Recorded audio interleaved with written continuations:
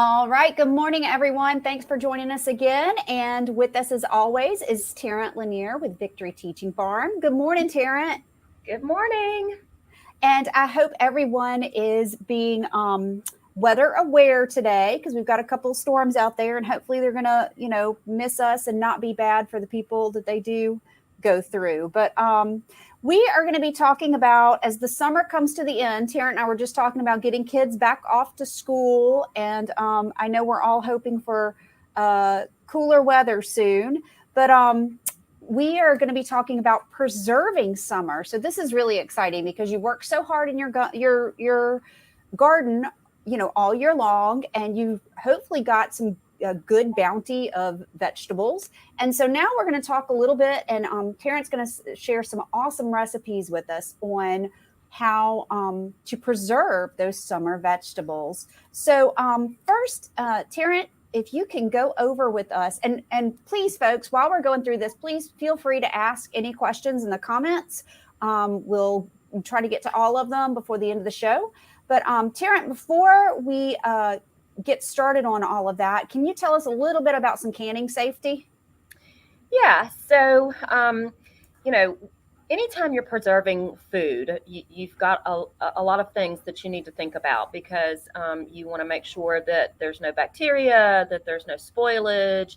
And so there's a lot of things you need to take into consideration when you get ready to start doing canning. So selecting the right canner. Whether you want to do pressure canning or if you want to can in a canning pot. It really depends on, what your preference is, what you're most comfortable with. And so this graphic just kind of gives some information on what you need to do as far as making sure that your canners are clean, there's no debris, there's nothing that can possibly spoil your food. Certain vegetables and things require the use of a pressure canner for safety reasons. And then, there's things to avoid, like using boiling water for low acid foods. It doesn't protect against that spoilage, which is the botulism poisoning. So, those are some of the first things that you can, look at. Up-to-date canning instructions and things like that. So, you may have your great grandmother's recipe for, canning tomatoes or so forth. You want to make sure that you are kind of up to date on preserving and the information, related to that. This particular graphic is the Food and Drug Administration. So that's a good place to get information on canning and things like that. But you can always search the internet and come up with tons of different sites. But the reason why I chose this one is because it is, the FDA, and you're for sure to know that, this information is up to date and completely and totally safe. Home canned food can be contaminated even if it looks, smells, or tastes normal. You never want to taste it to make sure that it's still safe because, again, it can taste normal. You want to inspect anything thoroughly before eating home canned food. If anything's leaking, bulging, or swollen, if the container is damaged, cracked, or abnormal, liquid and foam spurting out when you open it is a definite sign of botulism. And if the food is just discolored, moldy, or smells bad, obviously, when in doubt, throw it out. You're better off losing, that as opposed to putting yourself or your family in danger. And so botulism is definitely a medical emergency, just as so many different other kinds of foodborne illnesses. And some of these particular symptoms you may have if you've eaten something that's, not good. Double vision, blurred vision, drooping eyelids, slurred speech, difficulty swallowing, dry mouth, muscle weakness. Of course, these are also symptoms of so many other potential health issues. So anytime you have any of these, whether you've just eaten a jar out of the pantry, or whether you have these particular, issues, you always want to seek medical attention immediately. Absolutely. Such good information to have. And I have put in the comments section on both YouTube and Facebook the some publications. The publication that we referred to, where was it? Let's see. Nope. Here it is, the Department of Agriculture's Complete Guide to Home Canning. So I have that up there, and it's in the comments section, so you can just go to that really quickly. And folks, after we do this show, I will put these guidelines and the recipes into the comments section, so you can have them all. All right, so now that we've gotten the safety out of the way, we all know what we need to do. We are going to talk about what supplies you need. So what do you need, Terrence? So definitely jars. Mason jars are ideal for home canning, whether you are canning in a pressure cooker or water bath canning, or some of the more simple canning techniques, which is what we're going to kind of talk about today. So you definitely want to have your clean, sterilized jars and lids. So you get those brand new, you want to throw them in the dishwasher on your sterile cycle, or soap and hot water, but you definitely want them sterilized before you use them. So you've got your jars, your rings, your lids. If you're going to can, if you like water bath canning, your pot or something comparable, or you may have a pressure canner that you already use.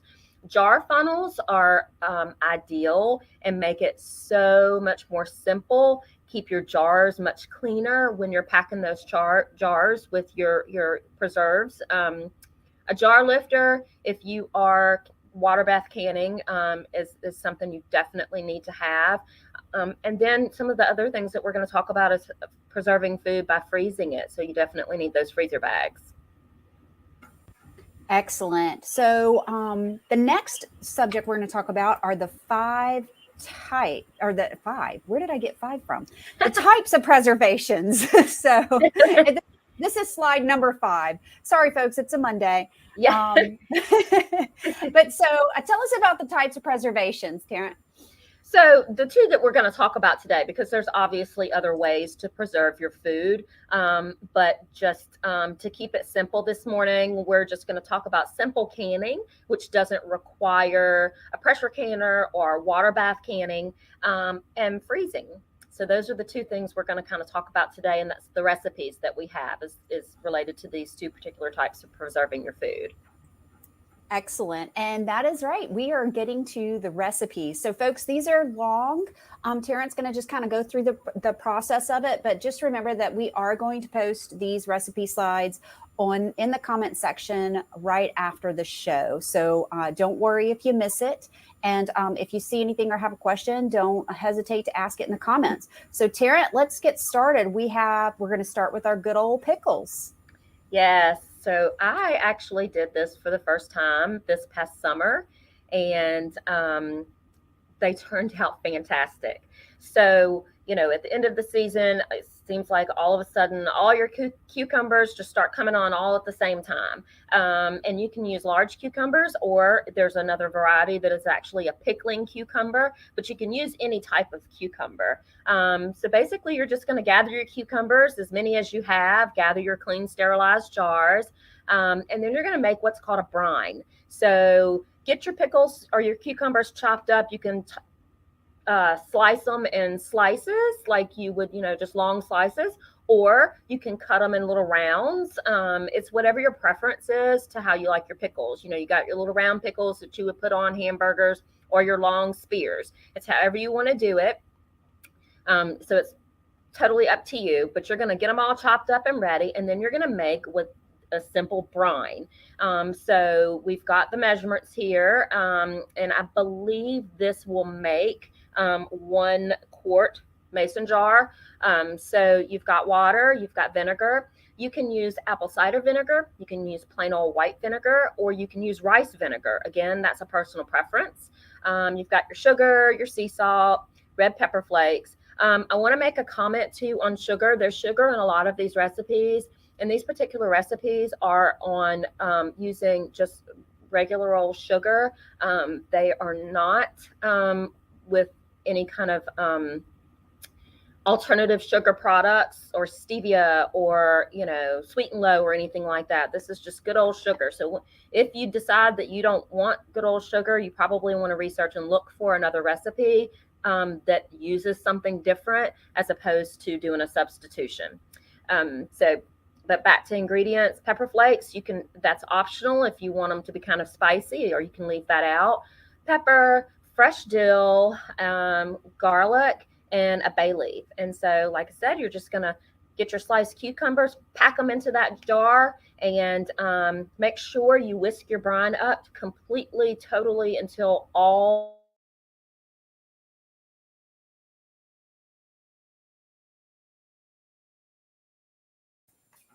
Looks like we have a little tech issue. So if Terrence can hear me, there she is. Oh, okay. Sorry, you froze for just a second. So okay. I'm sorry. Go back to, I think you were talking about slicing the cucumbers. We were into the process now.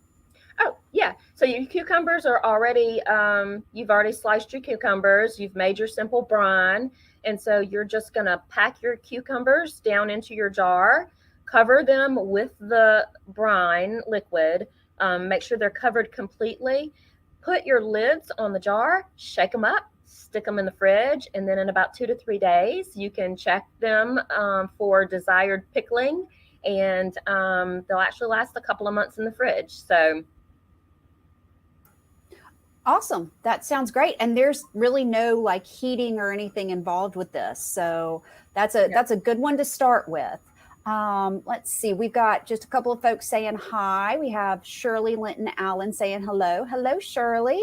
Hello, Shirley. And we have Tawana Wright saying hello. Hello, Tawana. Good morning. Good morning, Tawana.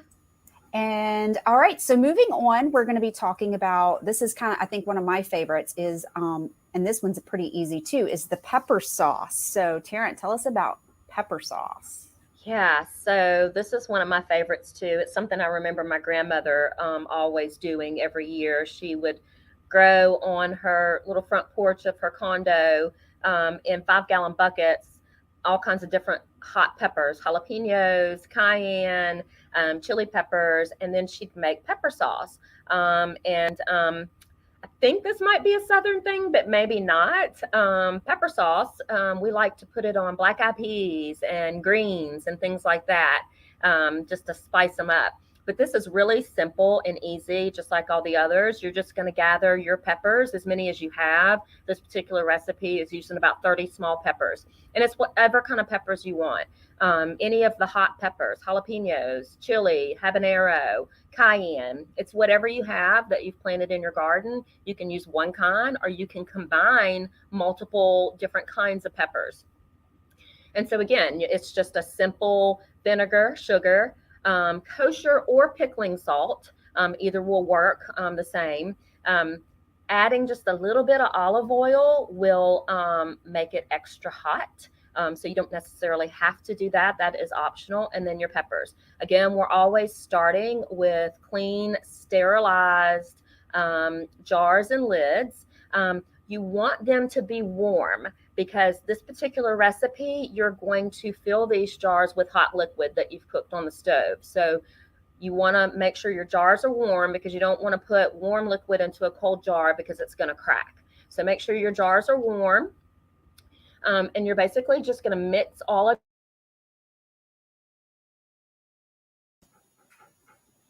And it looks like Terrence froze up again. Sorry, folks, but until she unfreezes, or if she can jump in and jump back out. Oh, can you hear me, Terrence? I can. I've not. I'm sorry. Yeah, I'm sorry. It froze up again. So if you want to just start from remove the air bubbles, that would be great. Okay, yeah. So once you've poured your mixture over your peppers that you've already packed in your jars, you can take you want to remove the air bubbles. And so you can just kind of tilt the jar slightly, and it'll allow the bubbles to escape. You can also take a spoon or a butter knife and just kind of stick it down in there and just kind of push the peppers up against the side of the jar, and that will help release those air bubbles as well. So really the same thing, just like you did with your pickles. You're just going to put your lid back on, tighten it up, Let it sit and cool on a countertop, and then you want to make sure that it's sealed. It will seal. You can hear the can sealing because they'll make a pop noise. But if you don't hear that, you can just lightly press the top of the center of the lid. And if it doesn't pop back at you, then it is properly sealed. And you can store them in the pantry for up to a year. If they did not seal correctly, that's not a problem either. They just won't last, that long in a pantry. You just put them in the refrigerator and, use them over the next month or so.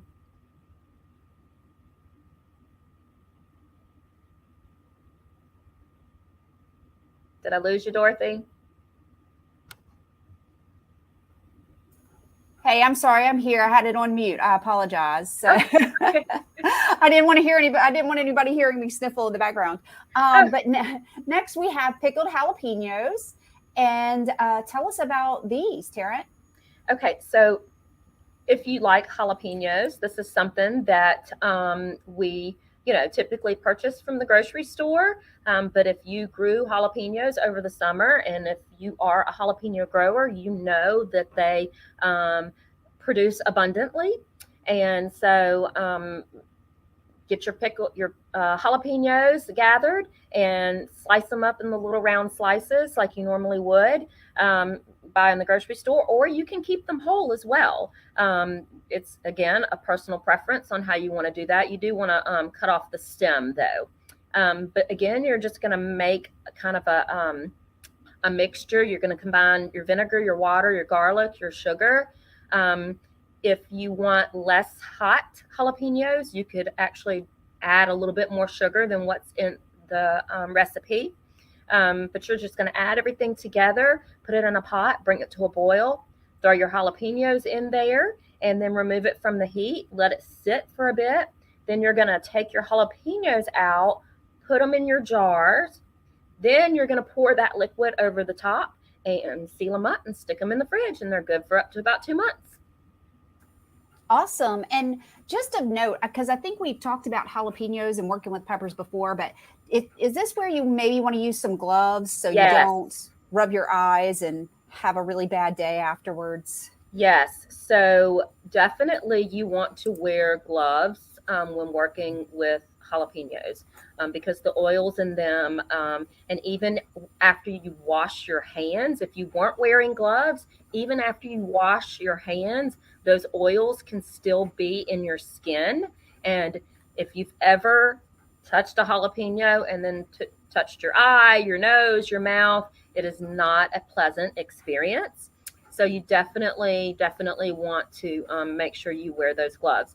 And some people have reactions, so it may not bother you per se to cut up a jalapeno without using gloves. Again, those oils can stay on your skin even after you've washed your hands.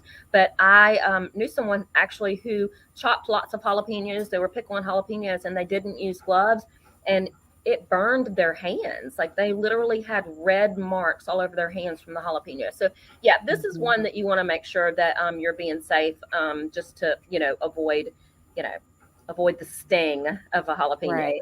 Right. Absolutely.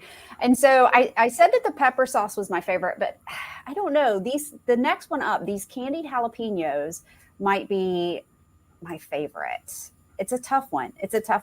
But tell us about these, Tarrant. Yeah. So so these are really, really good over like a block of cream cheese or something like that for like an appetizer, or you can throw them in a salad. But they're so good. They're exactly what they are, like a candied jalapeno. And so for this one, and they're not as spicy. So you know how when we talked about pickling the jalapenos, if you wanted to increase the sugar, it will reduce the heat. So this uses a lot of sugar. So these are not super spicy. They're more sweet and peppery than anything. So just simple. Again, you've got your vinegar, and you can use apple cider. You can use regular white vinegar. You can use rice vinegar. Again, it's a personal preference. But you got all that sugar in there. And like I mentioned, these recipes are using just regular white sugar. So if you're looking to use something other than that, an alternative sugar product, you probably would be better off looking for a recipe that had that and not substitute for this one. But garlic powder, turmeric, which is very, very good for you, and celery seed. And so those are the simple ingredients that you use to make the candied jalapenos. And so this is kind of the same process as the other, somewhat with the pickling jalapenos. So you're just going to add everything into the pot.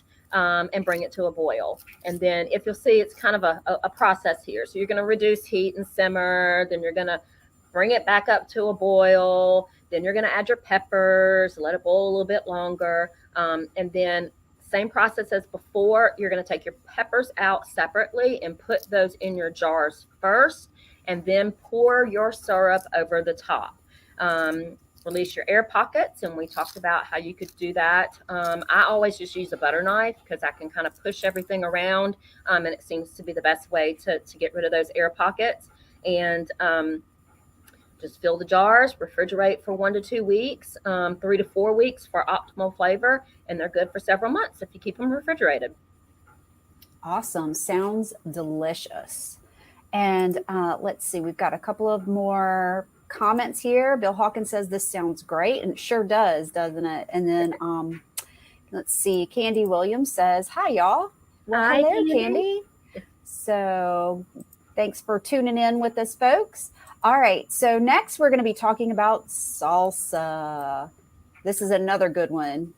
This is so you may have all of the ingredients in your garden, and you may have to purchase some, but I think most all of us, if we've grown tomatoes, we've got some tomatoes that are coming on in that we need to pick before they go bad. So you're just going to get your tomatoes and chop them up however, whatever size you want. You can peel your tomatoes first, or you don't have to, personal preference again. Diced green chilies, green onion, you may have that in your garden. You may have parsley in your garden. Cilantro is more of a cool weather, so you probably don't have that.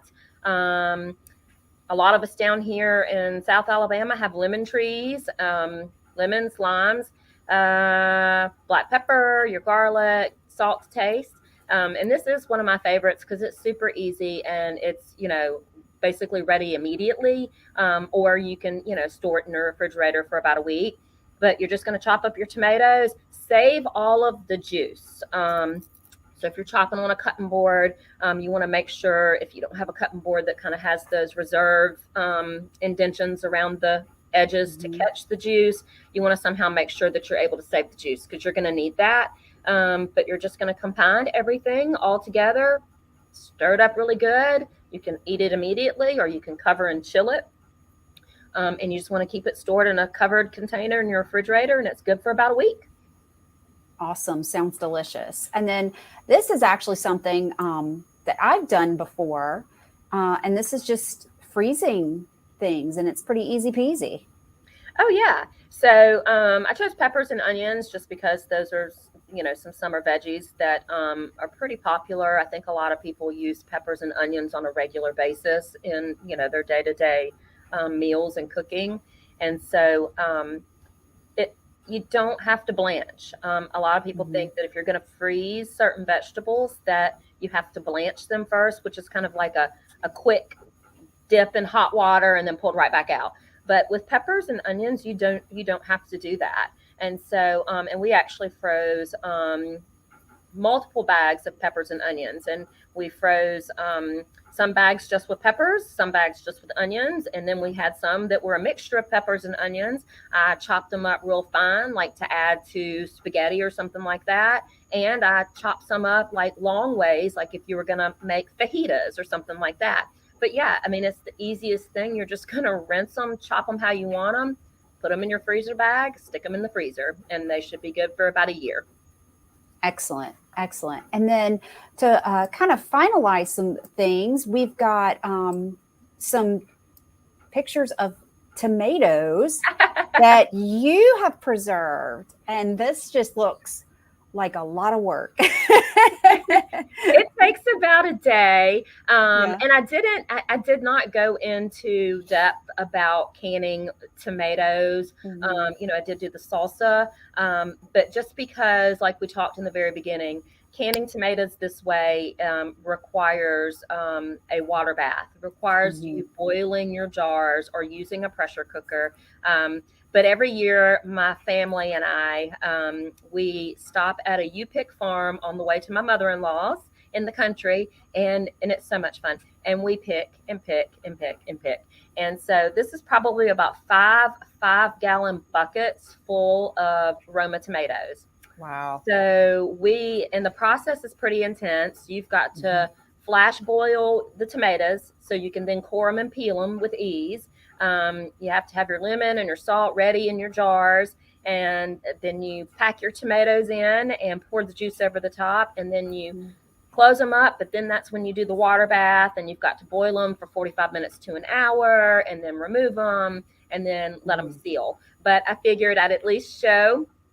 I wanted to do some how-to videos, but I figured I'd at least show that I'm giving you all these recipes, and these are things that I actually do. So, and it is so worth it. It is so worth it to preserve because, you think, oh, well, we would love to have, spaghetti tonight.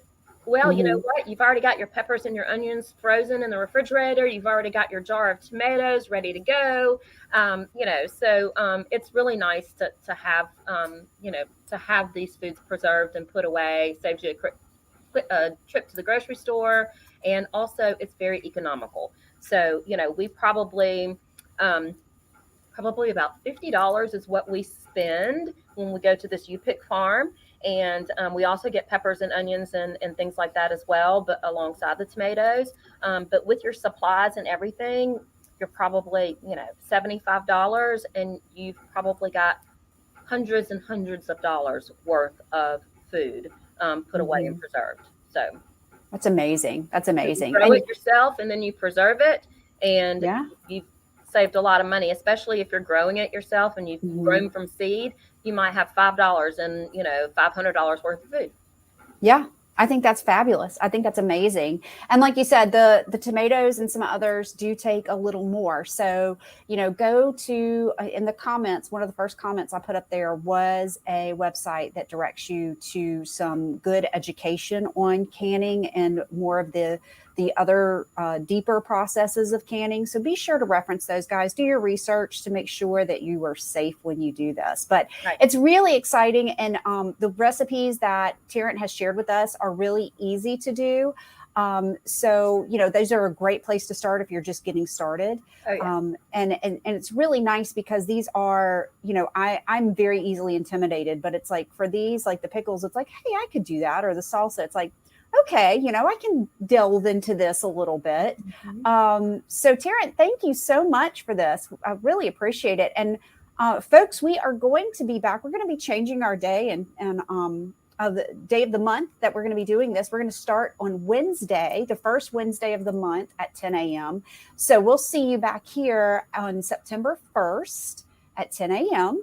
with another episode of What's Growing On. And again, Terrence, as always, thank you so much. I'm going to throw her email up here real quick. So if anybody has any questions, you feel free to reach out to her. And in just a few minutes, I'm going to put the recipes in the comment section of the Facebook page. So y'all keep an eye out for that. And until next time, stay tuned for a real quick video of what's going on this week. And Terrence, thanks so much. We'll see you on September 1st. Thanks. Bye, everybody.